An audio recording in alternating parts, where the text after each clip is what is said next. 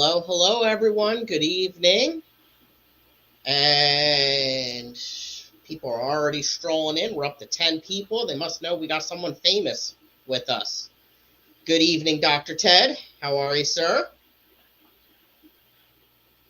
Uh-oh. I think so. There he is. Can you hear me now? Yes, I can. How are you, sir? I think the famous How about now? Sorry about that. A little audio technical problems. I'm getting a bit of an echo. I can hear you. Do you have YouTube open also? Sometimes that will do it. There we go.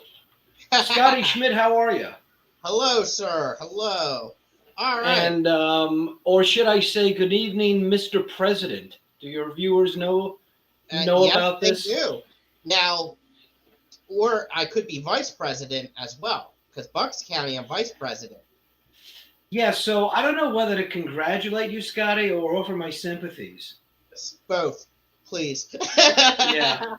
I think sympathies, maybe send you some care packages. There we go. Refer you to a good psychologist might be I know good, because you'll probably need it over the next 12 months. I know. I already do.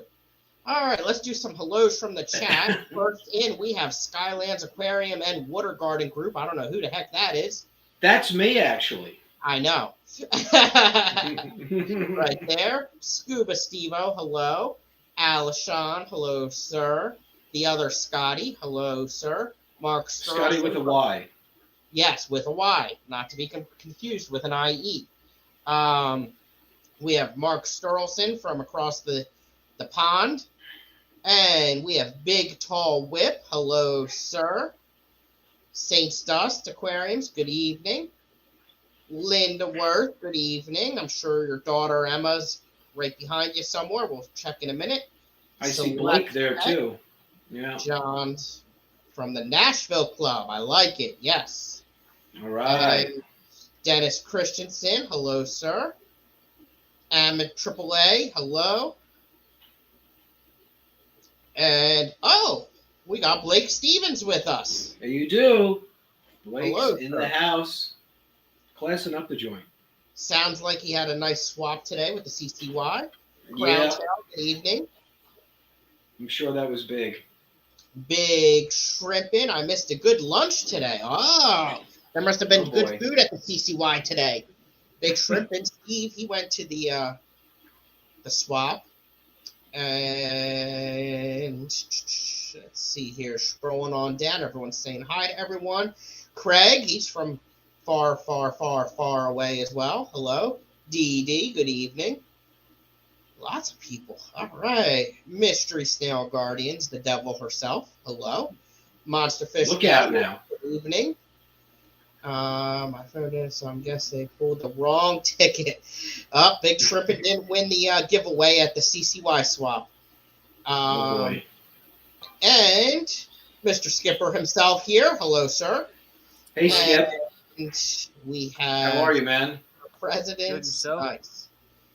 And Jenna P. Good evening. And Stephen P. Oh my gosh, it's the pond guy. Both P's.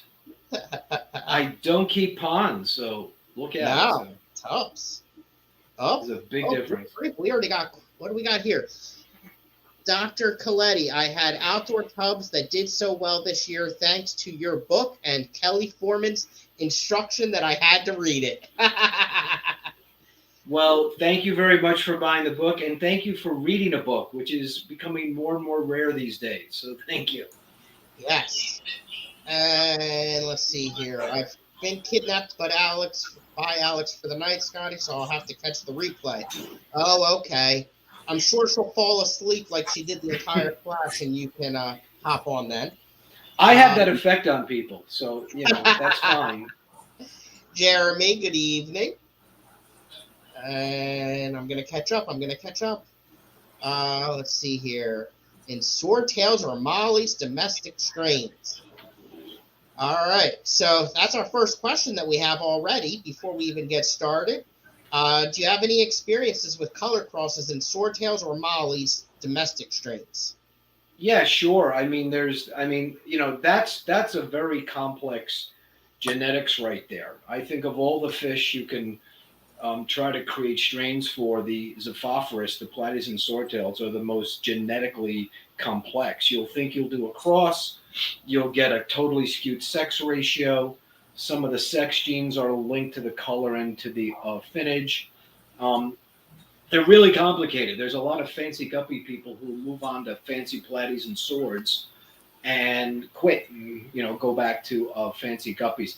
A good source is to join the American Livebearer Association. A lot of the back issues talk about some of the genetics and what crosses work and not. You can try to get an old used book by Joanne Norton, who was the founder of the ALA, called Modern Platies and Swordtails. You can get it on eBay. It's a little booklet from 1970, but it goes into a lot of that stuff. I would say have fun with it. Just make sure your females are cleaned out. They hold the sperm packets for about 7 months. So if you cross them in between that time, you're still getting the old spawnings. So you've got to try to get a virgin females. Sometimes on Aquavid, you can find people selling some of those fish. So, look for some places that has some good strains. Here in New Jersey, Eli's tropical fish has some of the best ones that I've seen. But it is a rewarding, but can be a frustrating part of the hobby. I do some crosses right now, right behind me. So. All right. Awesome. What a good start. And we have 33 people in here already. This is outstanding. Skipper, how are you? I'm good. Good. It was a very eventful day today. Yeah, I bet. Nice. All right. How many people showed up, Skip? Roughly. Oh, it had been more than 40. That's awesome. That's great. That's great. So everyone joining us that may not know, this is Dr. Ted Coletti, and I'm going to read you a quick bio about him real quick. So Dr. Ted Coletti is a hobbyist, writer, and speaker from Northwest New Jersey, an aquarist for nearly 40 years. He presents at clubs throughout North America and has written over 200 articles and 2 books for the hobby. Since the late 90s, Ted has been the hobby's evangelizer and leading voice for taking your aquarium fish outside. His acclaimed Tub Pond Handbook is in its 3rd edition revised, and the link is in the chat, so please do click it and go to it and purchase it. Ted has been involved with the organized hobby for 28 years at the national, regional, and local level and loves fish clubs. As a former director and convention organizer for the Northeast Council of Aquarium Societies and a member or director of several local clubs, Ted has encountered many different club cultures and issues. In 2019, he founded his own club, the Skylands Aquarium and Water Garden Group. It has a unique hybrid format with a governing principle of simple, fun, and friendly. I love it. Challenges and conventional advice for creating an aquarium club or society. As a former editor of the ALA Journal, Ted was the Livebearer columnist for FAMA and TFH magazines. His Aquarium Care of Live-Bearing Fish is published by TFH Animal Planet as well. A hobby historian, Ted is also the founder of the Aquarium Hobby Historical Society, which meets on Facebook, which I did not know. I need to check that out. Born and raised in the Bronx, Ted is a psychologist by training and works in the field of marketing sciences and oncology. He maintains 18 tanks, which you can see some behind him, 30 tub ponds, they're outside, 12 guitars, and a very patient wife, also known as a saint. In his spare time, he loves pestering Scottie Schmidt to get back to work. Get back to work, Scotty. That's me. And I had to look for it, but yes. I do. Oh, it doesn't show good because of my green screen. But this here is the book. And like I said, the link to it is in the chat. If I have any moderators, if they could keep on sharing that as well, I would appreciate it. Thank you very much. And Scotty, I just want to point out with the supply chain issues now, a lot of pharmaceuticals have been hard to get. So if anyone has run out of Ambien or other sleeping pills, that book can actually fill in. So, and it's a lot cheaper than the prescription. So, Oh boy. Well, as multiple people have said already in the chat, sounds like most of the people here already have your book and enjoy it. my apologies. So And that's thank all you. right. Everyone likes it. Thank you for patronizing the book. I appreciate that. Oh, it's an honor. Hello, TJ Autocross and ALA in May 2nd, most popular place to be this year after the Keystone Clash, says Select Pet. There's Emma. I knew she'd be showing up. Hello, Emma. Welcome. And let's see, scrolling on down. Yes, I have a new local. Good grief. New logo. Thank you to Annette. I appreciate it. And Ricky is here. Hi, Ricky. Ted, most of these people you've probably actually met at the Keystone Clash. Probably, yes. I probably know a lot of you. I'm sorry I don't recognize your handles, but look forward to seeing you again at the Keystone Clash. Yes, and yes, this many year. people are already registered as well, which is amazing. Wow. Dee Dee here says the only side effect of your book is that it makes you go to Tractor Supply and buy another tub and get another tub. Yeah. You also should probably try to get a coupon for a divorce attorney. That might come in handy as well. So while you're there, inquire about that. Oh no, you just do what I did today. You take the whole family to the swap. There you go. Really? Mm-hmm. And they still want to be with you now. Yeah. Skip. Yeah.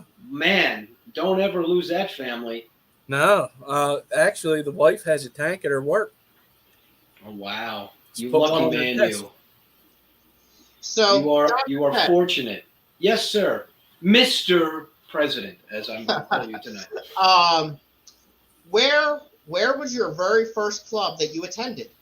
Oh, my very first club was in the mid '90s. It was in the famous original North Jersey Aquarium Society, which has been around since 1953. The tropical fish hobby really was founded in the U.S. in that New Jersey area, right? Because that's where most of the clubs were. The fish came in from the New York Harbor, or Philadelphia was only 2 hours away. So that was the mecca of the hobby. In fact, the oldest aquarium store in North America, Eli's Tropical Fish, is still there since 1921. Oh my God! Over 100 years old. They've only had 3 owners. It's in Madison, New Jersey, and it's worth a pilgrimage because you're like going back in time. It's monstrous. So that was my first club back in the mid '90s, and I went to a show when fish clubs used to have like what the Keystone Clash has. Right. A lot of clubs had those weekend events, and North Jersey had one of the big weekend events. Speakers, a big fish show, and an auction. That's awesome. And to this day, I believe you still go to those meetings as well, correct? Not as much as I used to. They reopened after COVID, but they moved the club further south to central New Jersey. So that was one of the impetus for me forming my own club up here in the northwest part of the state. Right. To kind of service this area here. But they still meet. It's a great club. They meet on Saturdays. They have a wonderful auction. They have a great diverse auction. A lot of fish breeders are in that club, particularly cichlids. Right. And Paul Loisel is a member of that club, Rosario LaCourte. So a lot of really famous people. And Paul Sherman was there, correct? Paul Sherman was there. He's in Florida. Kevin Carr is in that club. Russ White. We actually had Paul on the stream a couple months ago. Okay. As well. So you mentioned your own club, and you started this club during a very challenging time. Tell us about that. Well, that was about in 2019, right? So it was in 2019. I wanted to start this club for a while. And then a couple of fish hobby friends of mine passed away rather suddenly from like a short illness. And I said, you really don't know when your time is up. So I'm just going to start this club now. So I started in May of 2019. We had our first meeting in September, and it was a hit from the start. And even during COVID, we were gaining new members. So it's a very different club how it's set up, um, and how the actual format is. If you want me to go into it a little bit. Yes, please. Yes, please. So really, best way is really to contrast it to a traditional aquarium society, right? So the reason we call clubs aquarium societies, that's an old term from the year 1900, when the first aquarium society started, and it was very formal with men in ties. And even though the clubs are not like that now, we've carried that bureaucratic tradition on. Around 1970, the current club format that we enjoy all over the country now was kind of fixed. You come in, you have a speaker, you have an auction, maybe there's a bowl show, maybe there's a BAP, there's probably a door prize and some raffles, and all the chairs are set up in a theater style. So it's, as an old timer once told me, the fish clubs nowadays, you have to entertain people, right? It's like it's a very large production to do. You need a small army of volunteers, and they work. They're fun, but the trouble is they can be rather stressful, right? You burn out a lot of people. Many have been around for decades, but they're successful in spite of themselves. They really run through volunteers. They burn them out, and new volunteers come in. And you guys know sometimes our hobby attracts both the savory and the unsavory. Getting people to run for elections with multiple elections and board of directors. Often the people who run are the people you really don't want running your club. And it only takes one or two bad people to really sometimes wreak havoc in a club, and it just burns out a lot of volunteers. And then finances become an issue because you run annual auctions. So there were good things, a lot of good activities, but there was a lot of stuff I wanted to avoid when I went into my current club. I wanted to avoid a lot of the stress and all those infighting and all the things that I think every club deals with at some time if you're in a club long enough. But what happened to me was, there is another model for fish clubs out that a lot of the plant and the killifish clubs do, which is very different. And I'll give you an example. There's a club in New Jersey. This is going to sound crazy. They meet here in New Jersey on a Wednesday night. Now, New Jersey is the most densely populated state in the nation. They meet in the most densely populated part of the most densely populated state in the nation. So driving during rush hour to get here on a Wednesday night sounds like the worst time to choose to have your fish club. They have no board of directors. They have, let me see here. They have no board of directors. They have no elections, no BAP, no bowl show, no raffles. They don't solicit donations from shops or manufacturers. They have no annual auction. They have no parties. When you show up at 8, the formal part of the meeting doesn't start till 9 p.m. Wow. The formal part of the meeting, they show a DVD. Then they go into their auction. The auction is the simplest auction you've ever seen. A guy with a pad of paper writes down who sold it and how much, and they take $2 off every bag. At the end of the night, you pick up your winnings. No forms to fill out.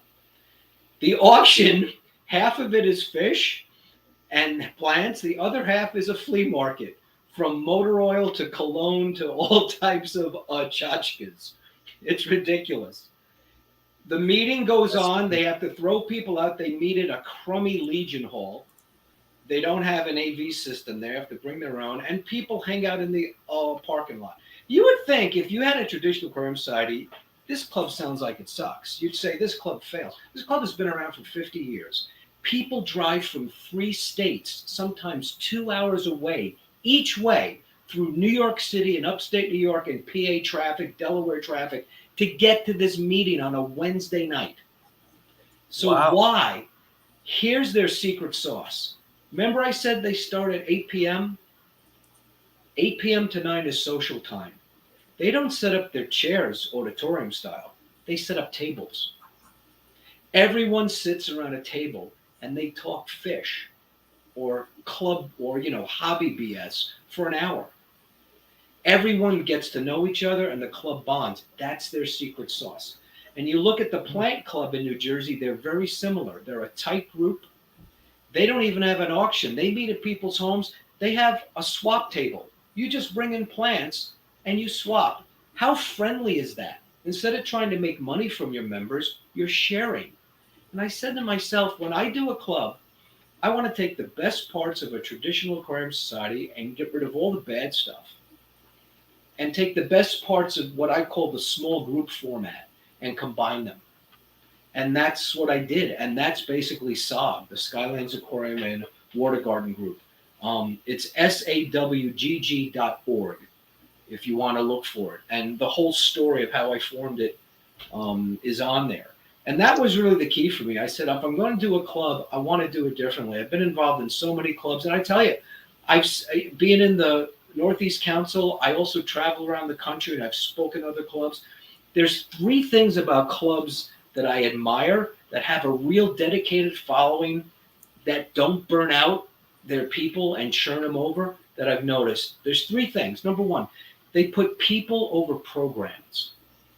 All right. The people, their members come first. They put doing that and socializing over the programs and the entertainment factor.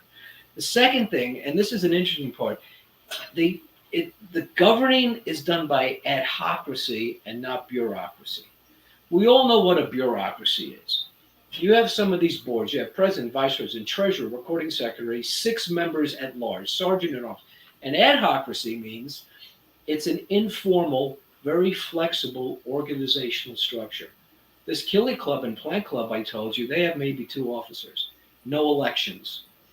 People don't join a fish club to participate in elections. They join a fish club to have fun.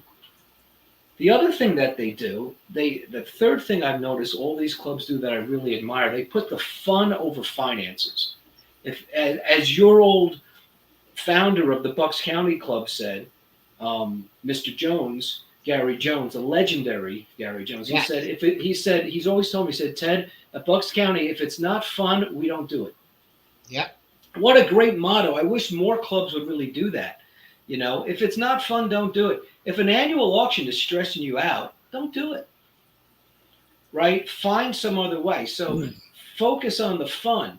And those are the clubs I admire. So I wanted to set up a club that, again, the motto of my club, the governing principle of SAWGG is simple, fun, and friendly.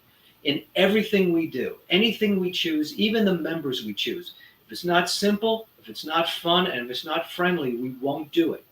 Even if it sounds like a great idea, if it's complicated, if it's going to stress people out, if it's not going to bring people together, we don't do it. And that frees you up considerably. I like that. Now, I have a question. You said that the 2 officer thing. So, how do they just get appointed, or is they like volunteer to do it? Well, can I tell you how I do my club there, Skip? And why don't I do this? Let me show you how I set up my club, because I set it up in a similar format. When I set up my club, the first thing I did was, you notice my club is Skylands Aquarium and Water Garden Group. I didn't call it a club. I didn't call it a society. It's a group. So right off the top, the name tells you what we're really about. The focus is on fellowship, bringing people together. The second thing is, when I set up my charter with the state. So what I did, I tell anyone who wants to start a fish club, you can look online. They're going to make it sound very, very complicated. It doesn't have to be. Most fish clubs are set up as what we call 501c3s or 501c7s. That means they're an educational organization or a service organization. We don't do that. My club is set up like a 501c7. It's a private social club, nonprofit social club. When you set up your club as a nonprofit social club, and you can do this online, you go to your state website. I did it in 30 minutes. I got my certificate sent back to me. It cost me $75. In most states, it's like $10.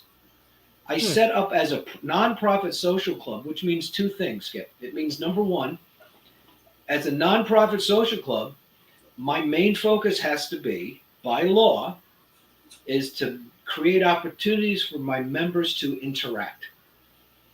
Not educate through programs, speakers auction, it's members getting together. So my club meets twice a month. once Okay. on Zoom and once live. Because frankly, if you're going to create a group that's cohesive, meeting once a month is not going to cut it, in my opinion. Most small groups that are successful meet a little more often. But I understand why most clubs meet once a month, because it's such a big production. The meetings are stressful. So what I did was I set it up as a social club. It also means that it's not open to the general public. So the other thing that's different about SAWGG, people can't come in off the street because it's a social club. That's a private social club. So we get our members from referrals from other members or from my website, but I don't advertise when my club meets. That helps us to screen people out who will cause problems and make sure we have people who want to be in a situation where they're talking with other people face to face. So then, when you set up that charter on the state skip, they're going to ask you three things. They're going to ask you, what is the purpose of your club? I just told you, as a social club, our purpose is people who are interested in fish, want to exchange fish and plants, and meet, right? The second thing they're going to ask you is, how will you be set up? You need basically just three people to set up a club. But what I set up my board as a perpetual board. A perpetual board means that me and the two people in my town who set up the club, we are the board. And we decide who else is on the board. No elections. Okay. We only meet once a year. We don't need to meet every month. If you're just getting together to trade fish and talk and have a bowl show, why do you need to meet every month? It is a great way to stress out your volunteers and have them go on to other things. I said no more monthly board meetings. We're done with that.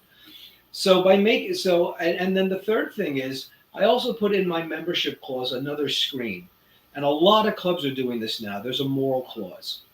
That is, if you are and the official legal term, which was helped develop by Joe Fredenzi at the Greater City Aquarium Society, who was the Bronx DA, and this happened because there were several people coming into clubs who were unsavory, they were con men, and they were convicted of something that evidences moral failure. That is the official term. If you're convicted of a crime, evidence of moral failure. This is really bad stuff. I put that in there just as a screen to get out any extremists. So by doing that, that's in my club, we create a very cohesive group. So that is how we basically handle that there. And we grew members during COVID because it's all about being friendly. If you go to my website, it says if you join SAWGG, our main purpose is face-to-face interaction. And then trading fish, hearing speakers, bowl show, club library, tricky trays, holiday parties, trips, that's secondary. And then what we do in order to meet that social club mandate of meeting, we meet 3 times. We meet once live, we meet once on Zoom, and that's where we have our guest speaker. Because as a club that just started, my treasury is small. In fact, I keep my treasury intentionally poor. We're intentionally poor so finances doesn't become an issue. Right. But because we're new, we can't afford to fly in speakers and hotels. Well, on Zoom, I can get any speaker I want because I offer $100 honorarium, which is easily paid for by the membership dues and the auction proceeds each and every month.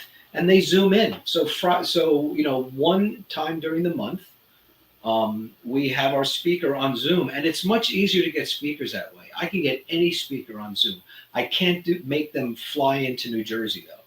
Yeah. So my monthly meetings that are live don't have a speaker. I follow that model. The first 45 minutes is social time. Doors open at 7 p.m. We're socializing for 45 minutes. Maybe you're putting your fish in the bowl show.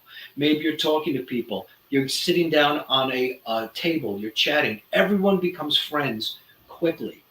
Unlike some other clubs I've gone to, I've been in clubs for sometimes the same club every month for 20 years. I don't know the people still who go to that same club as me because my chairs are all facing forward.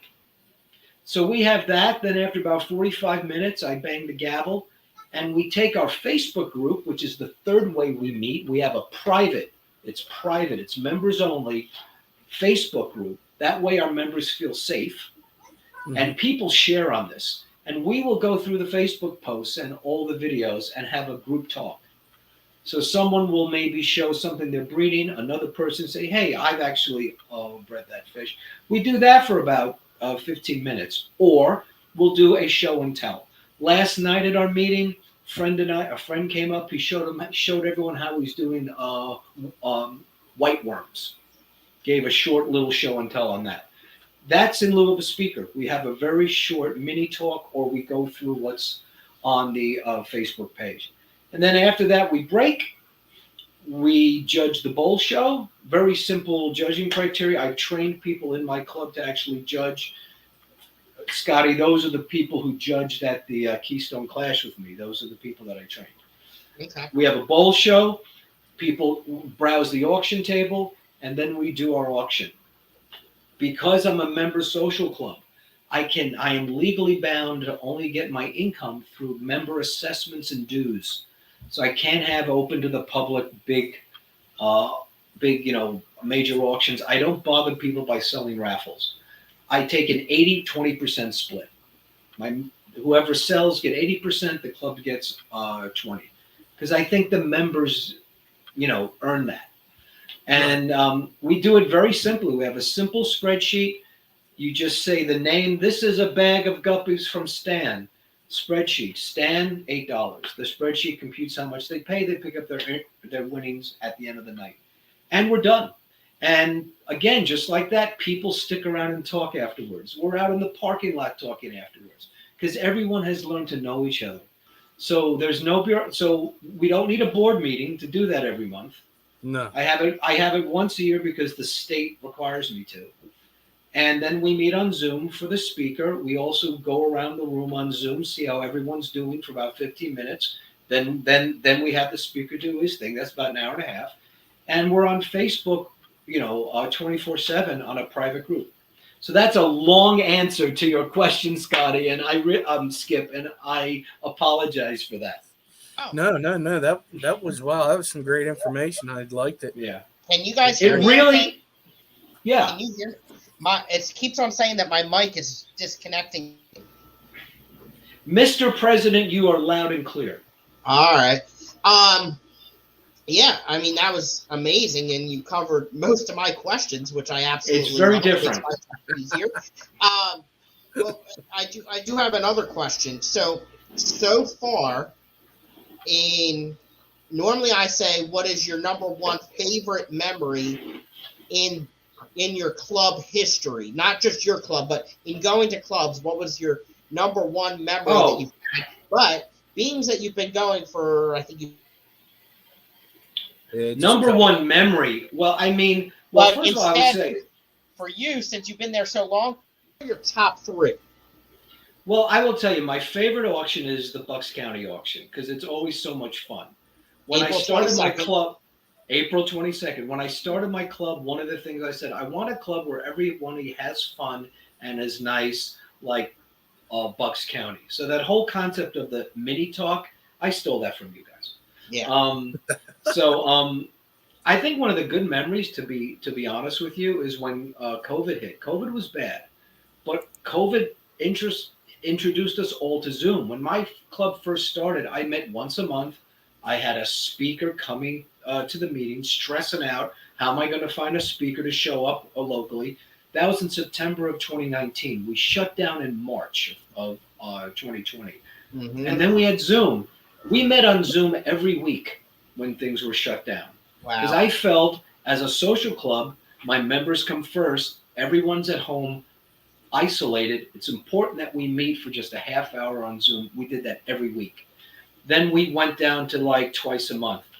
We did auctions using 32auctions.com, and we would have a pickup in the front of my house in a drop box.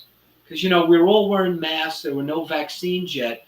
COVID was really bad then. It wasn't the weaker virus that it is now. Everyone was scared like crap. Mm-hmm.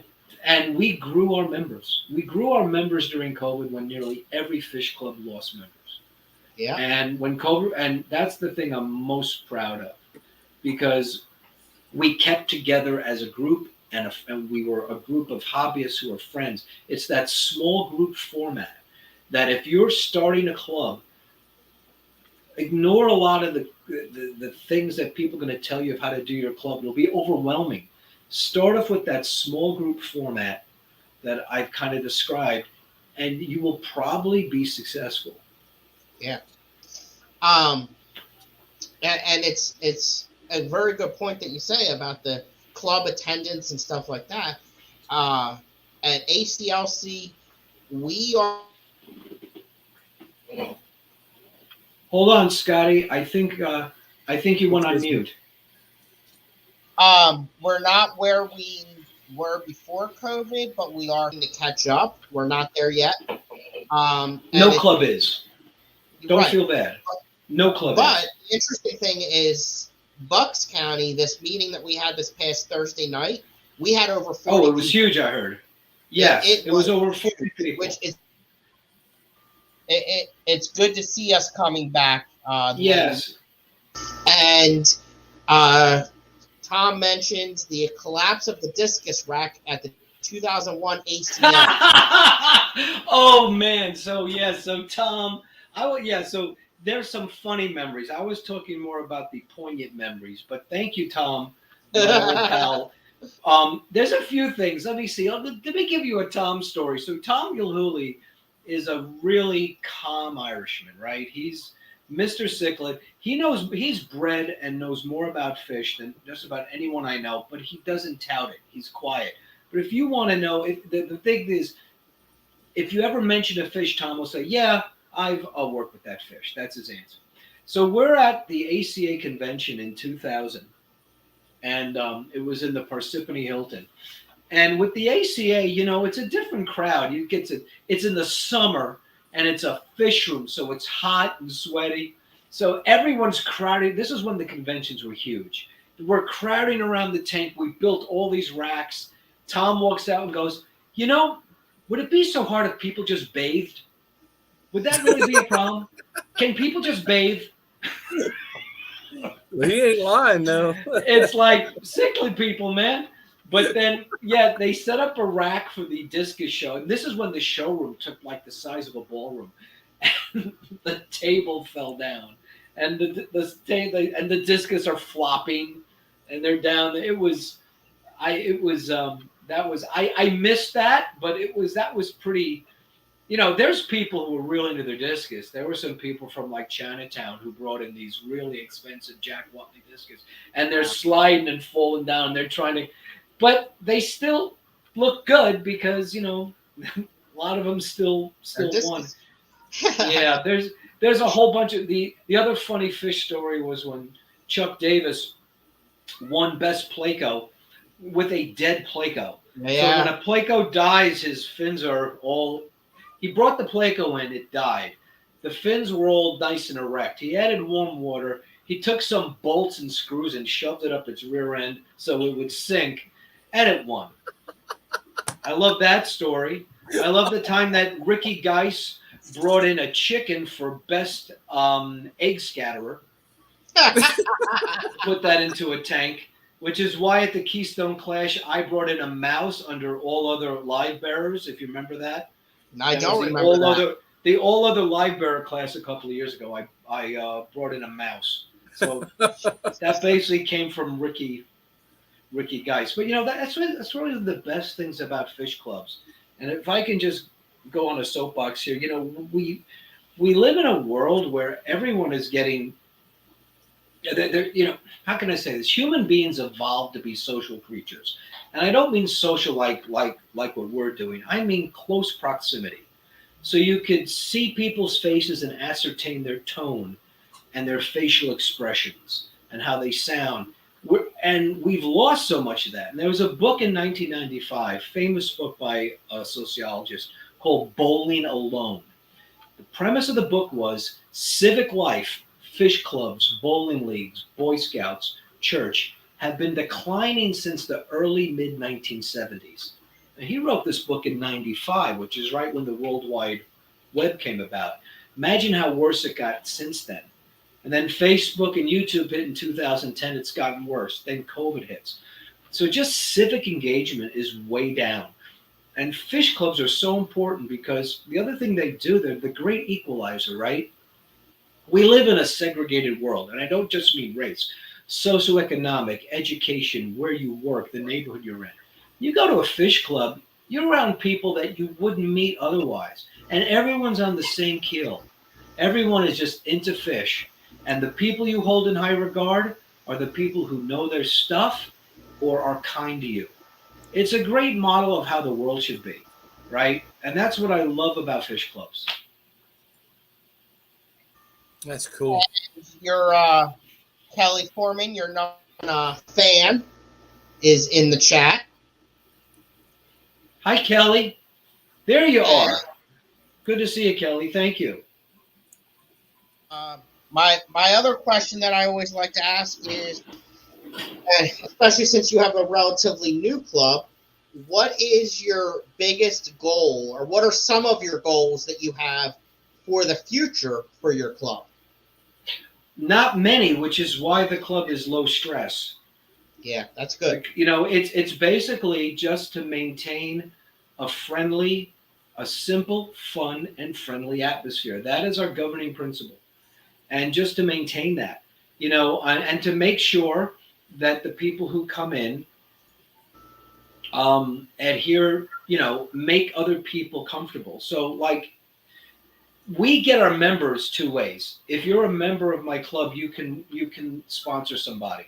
The good thing about doing that is that the members who are in my club know what the vibe is. They know what we're about. So if they sponsor someone, it's someone who's going to fit in. I don't have to worry about a bad actor coming in and destroying some club.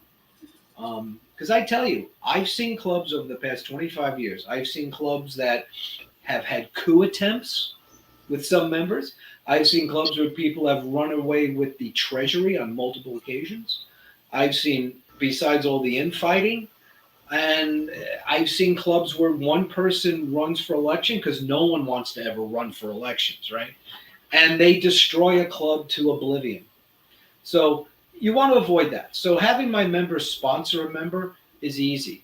The other goal is if you find my club on the internet or on Facebook, it goes to our website, SAWGG.org, and you read what we're about. So if you're interested in what we're about, you're probably going to be a good fit. But I don't put on my website when I meet and where I meet. You have to fill out the contact form. When you fill out the contact form, it tells you three things. One, we're all about face-to-face, trading fish and being nice. It has rules of behavior, which means we don't talk politics. We don't talk controversial issues. You can't wear message clothing. We don't want to make anyone uncomfortable because, you know, it just takes one person to be really obnoxious for a new member to come into a meeting and never come back again. And you've really lost that person, right? I don't want to lose good people. So there's rules there. And then I have that moral clause. If you agree to all that, you fill out the contact form, it goes to my email. I know right away you're probably okay. You're probably going to fit in. Right. And then if I know who you are, I can look up on Facebook to see whether you're a total whack job or not. But no one really has. Everyone who's contacted us through the website, through those screens, has joined the club and they love it. And I just had a new member come last night who found us that way. He fit in great. So, you know, when you focus on the group, that's why we call it Skylands, Aquarium, and Water Garden Group, and the health of your group and your club, it's not going to be stressful. It's going to be fun.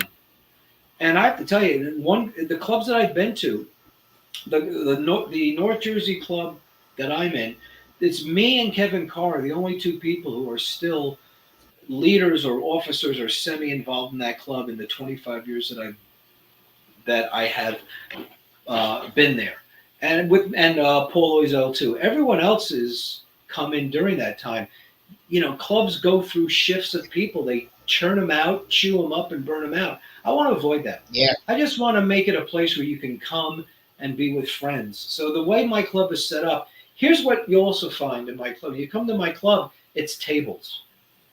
I set up 6 tables with chairs around it. And so when you sit around tables, you make friends fast, right? When you're walking around to the auction tables, you make friends. But the table format does wonders for like a club. Yeah. Does absolutely wonders. Paul used to live in Jersey. I think he's in North Carolina or South Carolina now. And he wants to know what town or what area do you meet in? We meet up here in Northwest New Jersey in Denville. So it meets where I live. Because why? Because it's selfish. That's easier for me to just run down the street and set up the meeting. Absolutely. I usually, I can set up the meeting like a half hour. I usually get down there around 6 p.m. Some other people show up early, help me put out chairs. And then the doors open, the doors open around 7, and we have social time to about, I limit the club to people who live in Northwest New Jersey, because the name of the club is the Skylands, Aquarium, and Water Garden Group. I keep the club local. Now, in New Jersey, where I am, that's possible because I'm in the most densely populated state. But people around the country who are watching today, you might not have that luxury. You might have to expand your region. But I keep it local because these are people that you're going to see in the local pet shops and around town. I want to maintain that family and that friendly vibe. So it's for people who are in that northwest part of the state. The other thing I will tell anyone here, if you're starting a fish club, the first thing you got to do is to find out where you're going to meet. Mm-hmm. And ideally, you should try to meet at a place that has an AV system already built in. If you're lugging AV equipment, and you know what this is like, Scotty, that's really going to burn you out fast. So your community room in your town hall, a lot of churches, community centers, libraries, they usually have a meeting room with the AV already good to go. It's plug and play. You can get those spaces if you register with the state as a nonprofit. You don't have to register with the federal government. That's an expensive process, and if you make under $50,000, the U.S. government assumes that you are nonprofit, and they're not looking at fish clubs. We don't have enough IRS agents to look at millionaires now. They're not going to look at fish clubs. But if you set up online with the state, you can do that in 30 minutes. It's cheap. It might even be free. When you have that in your hand, you can get free space. So I don't pay for my space, because I am registered with the state as a nonprofit. So I can either meet at my church, I can meet at the community center in Denville, police athletic league centers. Look for that. If you're meeting at lodges, a lot of those Masonic lodges and Elks clubs, those are in decline. They really want people to help support them. I know one club that got kicked out of their Elks club because they weren't drinking enough and buying booze at the bar. Can you believe that? I actually do believe that, especially with an Elks. Yeah, and another location that a lot of people can, if starting new clubs to meet at are firehouses. Yes. And community centers. Yes. Right. ACLC is the firehouse we meet at. They've always had AV. They actually just did a huge upgrade to it. And you have a great location. And it's a little firehouse, and we do pay for it, but it's well worth it. It's well worth it. And the nature center is for Bucks is in the process of upgrading the AV there. Oh yeah, that'll be good because that's also a beautiful location, and it's a nature center, so it's very right. We have some questions here. Yeah. In the chat that I want to bring up before they jump around too much. Bob Metal, member of Bucks County, can people who live farther away join in on the Zoom meetings? No, my Zoom meetings are what I call a benefit of membership. So because I'm registered, and my apologies on this, because I'm registered I follow 501c7 nonprofit social group format. I put that in my state charter. I have to only serve my members. I'm not open to the general public legally. And so my Zoom meetings are a benefit of being a member. Now, And also because we do that, I'll have 20 people on the Zoom. Right. It's hard to have a conversation with more people than that. Right. I'm not doing YouTube. I'm doing Zoom, so we can still talk to each other. And these are people who know each other. Again, it's a focus on a local regional club is kind of the focus. And Paul, who was asking where you met, he used to live in Verona, so less than a 30-minute drive. But now his closest club is 150 miles away. Yeah. Wow. Yeah. Well, that's why Paul, my old friend, is that Paul Sherman, my old pal? No, this is Paul Sotera. Well, Paul, what I would say to you is anything you've learned tonight, or shoot me an email, or look on the SAWGG website. Start your own club and make it simple as you can. If you go to the Federation of American Aquarium Societies, you will be overwhelmed and probably not want to start a club. But you don't have to have a constitution. You can be a group of you getting together. And the other thing that's tricky is just doing the auction. But if you make it a cash only auction where you have your little spreadsheet that calculates how much it went for, how much the person gets at the end of the night, it's easy. The bookkeeping for that is easy. And, the other thing you can do, if you're in the Carolinas, they might not allow live auctions. You can do a silent auction. You put the items all on a table. You put a sheet of paper, and people keep writing down how much they want to bid. Sometimes that's good to do because an auctioneer has to be a loud, obnoxious person like me. And not everyone is loud and obnoxious like me. So if you don't want to do a live auction, you can do a silent. Or you can just do swaps. You can have a swap table. What I do at my meeting, the thing I borrowed from the New Jersey Aquatic Gardeners Club, I have a free table. So you come into my meeting, there's going to be a free table. And anything you just want to give out, I put there. And I encourage people to do that because you know what it's like, Scottie. You go to an auction and Dollar Day brings a bag of water hyacinth and you're spending a minute trying to auction that stuff off. Yeah. I just say anything that's not auctionable or small, stuff you're trying to get rid of, put on the free table.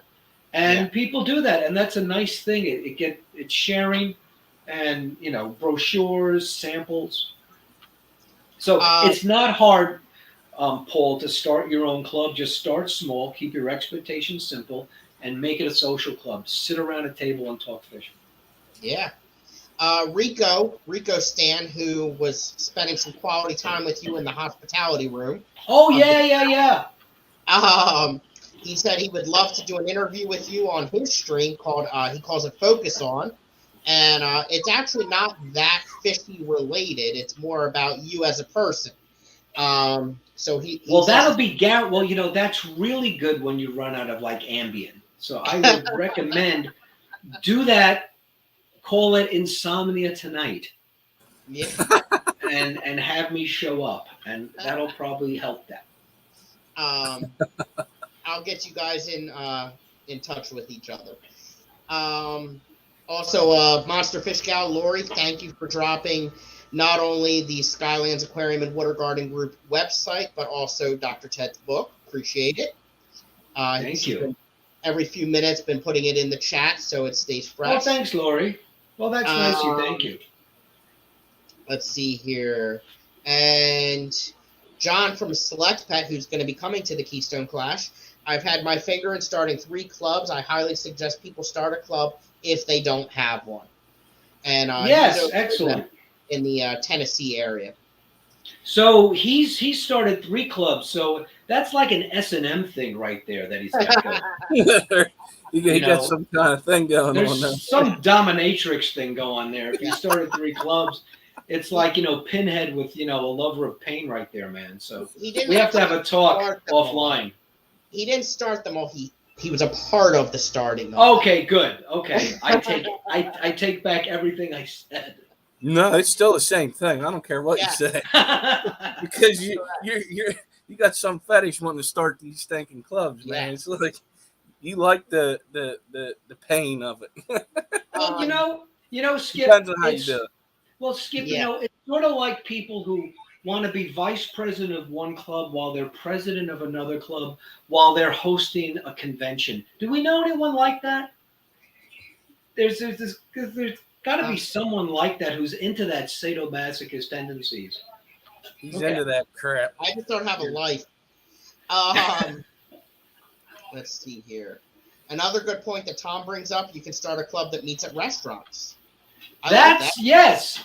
That, you know something? It's a great idea because Tom and I have a little informal club of 4 people that go out to lunch 4 times a year. That's actually a great idea. I mean, sharing a meal, that goes back to ancient times. That's in our human DNA. So why in the world don't? So what's not in our human DNA is sitting in chairs facing a big screen. That's something that we have to learn to do. Sitting around and eating is natural. Excellent idea. Make it simple and make it natural, and you will love your fish club. Otherwise, you may learn to hate your fish club. Yeah. So we're right just shy of the hour mark, but we can go a little bit over an hour. I think Ted, you said you got a little bit of time left. This is my last day before I go back to work, so you can keep me on as long as you want. Well, what I'll do is I want to open it up. We have 50 people in chat. Thank you, everyone, for being here. I appreciate it. 50 people, that's a big number. So let's open it up to the chat if anyone has any questions for Dr. Ted. And we'll see if many people have much to say. And while we're waiting, Skipper, you got anything? I did order that book while we was doing this. Well, thank you, Skip. Yeah, I needed something to put me to sleep at night. I've been having a hard time. Exactly. And if you're lucky, it will come autographed. Well, that'd be awesome. May be spelled wrong, but it's okay because it's the thought that counts. I did the Scottie with like a Y. I told him I'm an ex-Star Trek fan, and we're not used to Scottie with like an IE. That's like the artiste version of like Scottie. I have to get used to this. So my apologies, Mr. President. So speaking of that book, so that the pawn thing, what is one of the best tub pawns, like fish, easiest to breed besides guppies? I don't want to hear that. So Skip, do you want a fish to breed in one tub or with 2 tubs? That's my first question for you. What, you want it to jump back and forth? No, I mean, do you want something where you need 2 tubs to breed the fish or 1 tub? You want? Well, right now I just have one. It's 20 gallon, and I sunk it into the ground. All right, so if it's sunk in the ground, it's now a pond. It's no longer a tub. So I just have to warn you. So something that's a 20-gallon, well, of course, any of the live bears work. White cloud mountain minnows are going to be a no-brainer because it's in the ground. It's already going to stay a little cooler. So that's a good fish for there as well. You could try in a 20-gallon Von Rio tetras, which are sometimes called the flame tetras. You get a trio of those. They're really easy to sex, right? The females are fat, the males aren't. That's another good 1 tub fish. A 20-gallon is a little on the small side. Mm-hmm. You could put a pair of paradise fish in, but if the female's not ready to breed, she'll actually jump. Rice fish also, you can keep those guys out till almost winter, right? And if you have enough water hyacinth around, they should have babies in that tub. But if you have floating water hyacinth, Skip, you just pull it out, put it into another tub like an ice bucket, and you can breed a lot of fish that way. Any of the Danios, a lot of the barbs, because they will use that water hyacinth, that big root mass that flows down, and they will scatter their eggs in there. Rainbows are so easy to spawn that way. Buenos Aires tetras are the sex rabbit of tetras. So if I was to set up, those are easy. So if I was to set up, I have a 100-gallon tub I'm thinking about setting up. I wasn't putting that in the ground. Okay. Now, because of it being outside the ground, they would tend to get a lot hotter, right? Depending No, on where you well, place it. I mean, so you have the 100-gallon Rubbermaid or the tough stuff Rubbermaid. from Tractor Supply probably or something. Yeah. So the 100-gallon Rubbermaid, because it's so deep, it has a natural thermocline. So if you notice, if you put your hand down there, the water gets cooler. So because of that, it's really not going to heat up a lot. But heating up is not the issue. Even a really shallow tub, if it's wider than it is deep, you're going to get enough gas and heat exchange. Your fish will actually do fine. It's if with 100-gallon, you could breed a lot of fish in there. Everything from small cichlids, American flagfish. There's some of the rainbows, like the Siri Creek ones I brought into the class, will flock breed in there. Columbia blue charicids, those tetras, you can flock breed in there. Pristillas or X-ray tetras, you can also flock breed in there.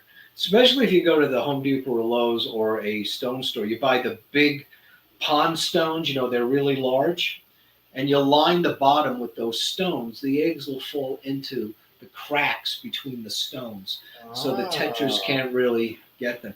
The easiest fish to keep outside, I think, to breed is the rosy barb, and they look absolutely stunning when you bring them in at the end of the year. All the fish look better. Rosy barbs are easy. They'll breed at a small size. You can get a trio in anything from a 35-gallon patio pond you buy at the Home Depot, which is actually my favorite tub to use, or a bigger tub. That's like the Big Easy. And they look great, and they're always active. You'll always see them. The favorite tub fish of me and Tom is the albino paradise fish. That's my favorite tub fish because they're albino. They're actually blind, and they're really docile. They're not aggressive like the other paradise fish. They won't kill each other, and they're always at the surface. You can always see them. You can pick them up in your hands. So that's another great fish. There's so many fish. Once you have more than one tub, if you want to breed, you can really work with that side. But it depends. Every fish has its own needs. Some like it shady, some like it hot, some like it cooler, some like cover. So the book goes into that more, right? So the book has a whole glossary on fish and how to breed them outside. And the plants that work in a stock tank, which is a little tricky, right? A stock tank doesn't have shelves. So your plant choices and how you set up the stock tank, that 100-gallon, going to be real different than how you set up a smaller tub. Right. Yeah, because I did the redfin minnow in that 20-gallon. They did really well. Oh, okay. I was trying to figure out like different stuff. Oh, I would say, if you want to start, any of the common fish that are bred on the fish farms will acclimate well outside because they're usually from like Florida. They're used to cold nights. Because you ain't lying whenever you say you bring them in from that pond and you put them in your tank. They look totally different. Oh, yeah. They're beautiful. They look like wild fish should look. Mm-hmm. Right. Yeah. Kelly would like to know what your favorite water lily is. Oh, wow, Kelly, that's a real hard one. My favorite water lily? Goodness. Well, it would probably, that's a tough one. I really like Joanne Pring, which is a small dwarf water lily, Joanne Pring, because it gets multiple blooms, and it blooms. That's like one of the first to bloom and one of the last to bloom for me. Oh, nice. The tropicals are nice, but they're expensive, and you throw them out at the end of the year often, and you can't. And if you put them out too early, they go dormant on you. So the tropicals look great, but they're a little more fussy. The other one that's my favorite for a big stock tank, like Skip for your 100-gallon stock tank, I can't recommend enough Colorado, which will even bloom with some shade. Colorado. And that's the great thing about tubs, right? Because you have a 100-gallon tub, you don't have to bend down to smell that water lily. The smell of that water lily and the nectar tastes great, and it'll have multiple blooms of peachy salmon color, and it gets big, so it's perfect for that size tub. Nice. Those are just two of my favorites. I can go on about all. I can do water lilies for 2 hours, so I'm going to end right there. And And Tom brings up a good point that you have a online Facebook group for promoting speakers for clubs. Oh yeah, thanks, Tom. Yeah. And that's a wonderful resource for any clubs that are looking for a speaker. And Yeah. John from Select Pet in Tennessee wants to thank you for having that group as well. And Paul Sotera would like to know if you have shopped at Fairfield Garden Center. That Oh was yeah, yeah, pond supplies back in the day. yeah. Fairfield shut down before COVID. They Oh, sold it to another place. I don't know if it's still there. There's now a water garden place right in my town, so oh, I'm nice. fortunate. Yes. But that really is the best place to buy your pond plants, from an actual water garden place. They're going to be expensive, but the plants aren't going to have the transplant shock that if you get a mail order or if you buy them dried like in a box, which I don't really recommend. Try to stay local, buy them fresh. I sterilize them with fenbendazole, which is goat dewormer from Tractor Supply. That Yeah. kills any hydra or planaria that's on them. Then I rinse them off and I put them in my tub. You're probably going to be guaranteed to have a plant that'll start doing its work right away if you buy it fresh. Right. Lori, I'm not sure what your question is. It says, what about in a 150-gallon tub? I'm not sure what you're referring to, but if you want to drop that in the notes or in the I chat, think what she's referring to is pretty much what I asked. Okay. Let's see here. Oh, boy. Looking to do 6 300-gallon tubs. That's the big rub. Well, I think one of those tubs you should make into what we call a hillbilly hot tub, which is you get the 300-gallon tank and you make it, put a ladder, you make it into a hot tub, because that thing is monstrous. A friend of mine, Tommy Hunter, who's an African cichlid breeder, he puts all his Mabunas outside, and no, he puts his Mabuna, or I think no, he puts his Tanganyikans all outside in his 300-gallon stock tank every summer. They do great, and the color on them it pops. With a 300, you can do a lot. The trouble with 300, it's so deep. Trying to get plants that go that deep water is tough. You're going to have to get, I would recommend a milk crate, or maybe 2, or milk crate with some, make sure they're clay bricks to stack up to raise that plant up a bit. And, a water lily that can take deep water, you can raise that up too. But you're going to be doing a lot of floating plants with that. Mm-hmm. Yeah, and, that's the trouble with stock tanks is that they can be ugly. So remember, your goal, if you have a partner, is to get more tubs. So you're not going to get more tubs if you put up a butt ugly tub. Right. You got to make the tub look nice. Of course. Johnny from Dan's Fish is here, and he said that Coletti tetras is a good fish. I've never seen them. I've heard about them. They're spelled with 2 L's. That is a fish, yeah. Yes. I just looked it up. I've never seen that fish. And there's, let me scroll back up. Where to go? Michael A. is here. I highly recommend the book. My first tubs were successful last summer based on the info. And Monster Gal just ordered the book as well. Thank you. Paul, I never got a bad water plant from them. You'll also get hard to find plants at a specialized pond store. My favorite was dwarf lotus. Yeah, lotus are really hot now, and they're expensive. You get some dwarf lotus going for like $200 when they get first introduced. Lotus are big now. I don't get it because the flower lasts one day. They're real pigs for fertilizer. And they're a little more challenging to overwinter, but they have teacup lotus now that literally can go in a teacup to the full size. Bergen Water Gardens specializes in those a lot. A lot of people do lotus mail order.